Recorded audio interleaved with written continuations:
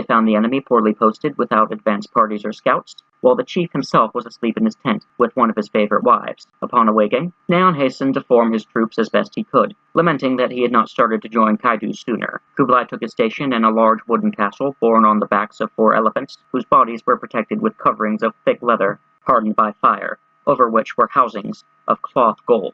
The castle contained many crossbowmen and archers, and above it flew the imperial banner, adorned with representations of the sun and moon. His army, which consisted of 30 battalions of horsemen, each battalion containing 10,000 men armed with bows, he disposed in 3 grand divisions. Those which formed the left and right wings he extended in such a manner as to outflank the army of Nayan. In front of each battalion of horsemen were placed 500 infantry armed with short lances and swords, who, whenever the cavalry made a show of flight, were trained to mount behind the riders and accompany them, alighting again when they returned to the charge, and killing with their lances the horses of the enemy. As soon as the order of battle was arranged, an infinite number of wind instruments of various kinds were sounded, and these were succeeded by singing, according to the custom of the Tartars, before they engage in a fight.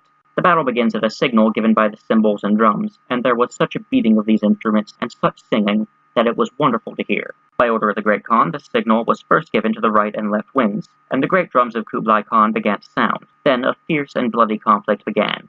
The air was instantly filled with a cloud of arrows that poured down on every side, and vast numbers of men and horses were seen to fall to the ground. The loud cries and shouts of men, together with the noise of the horses and the weapons, were such as to inspire terror in those who heard them. Once their arrows had been discharged, the warring parties engaged in close combat with their lances and swords, and with maces shod with iron. Such was the slaughter, and so large the heaps of bodies of men, and more especially of horses, that it became impossible for either side to advance upon the other. The fortune of the day remained for a long time undecided, victory wavering between the contending armies from morning until noon. For so zealous was the devotion of Nayan's people to the cause of their master, who was most liberal and indulgent towards them, that they were all ready to meet death rather than turn their backs to the enemy.